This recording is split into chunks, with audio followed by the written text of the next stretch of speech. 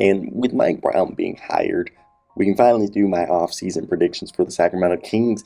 And let's get right into today's video and let's talk about it. So before we start today's video, I want to hear your thoughts down below. If you're a Sacramento Kings fan, what are your predictions? Why will you do it? Why will the Kings do it? How will they do it? And what will they do, I guess. So this is a team that currently, right now, has the seventh best odds. They get the first overall pick with 7.5%. And if they stay at the current selection spot, they'd have the 7th pick in the NBA draft. And with that being said, I personally see them having the choice between these three guys, depending on who the Portland Trailblazers take. They'll either have the option of Benedict Mathurin, Shadon Sharpe, and AJ Griffin, and Jeremy Sohan, Dyson Daniels, Malachi Branham, etc., etc. I personally think if Shadon Sharpe's there, you take Shadon Sharpe. That's my first prediction. If Shadon Sharpe isn't there, decide between Benedict Mathurin and AJ Griffin, because Benedict Mathurin, AJ Griffin, or Shadon Sharpe is the perfect guy to put in between Domantas Sabonis and De'Aaron Fox. And then you also have Davion Mitchell. So let's go right into it and let's talk about it, okay? And this is a team that the Kings helped the Indiana Pacers start their rebuild by sending Tyrese Halliburton, Buddy Hield, and Tristan Thompson to the Pacers. And in turn, the Kings got Justin Holiday, who's awesome. He's one of the best 3-and-D role players in the league. Jeremy Lamb, Domantas Sabonis, and a future second-round pick. And obviously, the crown jewel of that trade is Sabonis. And then they made a second trade with a 4-team deal that sent Marvin Bagley III and draft rights of Banja. I'm not even going to try to say his last name. To get Josh Jackson, Trey Lyles, David Minchenu, Dante Vicenzo, and future second-round pick. There's a guy named David Minchenu. I can't even say his name. Either way, the first thing they need to do is draft well. They have, a good chance of a top 10 pick. They need some really good pieces to build around De'Aaron Fox and Domantas Sabonis. Now, look, Trey Lyles is not a player who's going to move the needle a bunch, but however, he does provide a high level of shooting at the 4 position, and he can play small ball 5. And this past year, he shot 36.5% on three-pointers a game. So personally, I think they should pick up the team option on Trey Lyles. He's 6'9", he got a good size to play either power forward or, be a small ball 5. And he gives the Kings a level of flexibility with their rotations that is going to be pretty crucial when they want to space the floor, especially with their guard, De'Aaron Fox. And Lyles averaged almost 11 points, 6 rebounds, and 1.5 assists in 24 games with the Kings. Given that he came over the trade deadline, those are pretty good numbers for Trey Lyles. If he had put in a full offseason with the team, there's a chance that he could help the team more. Plus, he's only going to earn $2.6 million next year.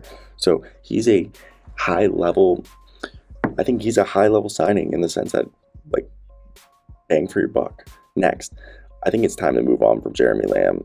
Jeremy Lamb, in his 17 games, averaged 8 points, 3.5 rebounds, 2 assists in 19 minutes a night, which is solid for a bench player, but he wasn't efficient. He shot 40.3% from the floor and 30.2% from 3. And yeah, he shot 85% from the free throw line, but look, he only won 1.5 times. Jeremy Lamb's about to be 30, and he's starting to head to the wrong side of his career. And over the past few years, he's only played, 56 games? He played 36 last year and 46 the season before that. So the Kings need players who look the best qualities availability, and Jeremy Lamb doesn't feel that. And he would have been a good fit maybe 5 years ago, but at this point, just get rid of him. Now, Dante Vicenzo, he came to the Kings part as a 4-team trade. He played 25 games with the franchise, starting only one of those games, and appeared to cause some tensions between Dante Vicenzo and the franchise, as he believed that they were trying to lower his potential earning value in free agency by not playing him as much as they should. Basically, Dante Vicenzo felt like the Kings purposely played him barely any minutes because he was in a contract year, so they could re-sign him for cheaper than initially would have been anticipated.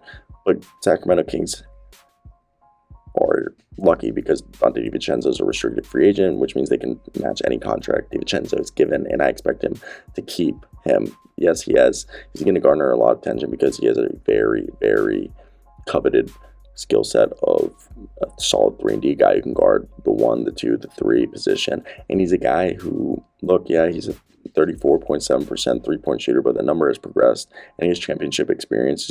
He's a championship winner, and DiVincenzo's play is perfect. I really like the idea of De'Aaron Fox, DiVincenzo, either Benedict Mathurin, Shadon Sharpe, or AJ Griffin, Domantas Sabonis, and whoever they put at the power forward position, who could be Harrison Barnes. But I think at this point, Harrison Barnes is a great player. Okay, he's been with the Kings for 4 seasons, but he hasn't been able to break the playoffs for them. Okay, and I think he's phenomenal, but he'll turn 30 this month, and He still has some good years left in him, and he's had very few issues with injuries. And he's the perfect fourth or fifth player on a championship team. And he's a guy who can take a fringe playoff team to the next level. You can take a young team that need another guy. You know, I just think Harrison Barnes, let's cash in on him now. Let's cash in on him now. And you could potentially get another first round pick. I could see a team along the lines. I don't know if the Memphis Grizzlies, I think Harrison Barnes would be the perfect power forward for them, but I don't think they would want to pay him that much. So you look at a team, would the Spurs or the Thunder want to? Because if the Thunder trade the 30th pick of the draft, you could argue that, the Kings could go out there and they can draft themselves Jaden Hardy, who I think is going to be, available there. Or they can even go for a guy like, it's definitely interesting. So I was going to say a guy like Tari Eason or Jake LaRivia or Dalen Terry. It's interesting to see. So I want to hear your thoughts down below. If you're a Kings fan, what would you do and why would you do it? Like and subscribe.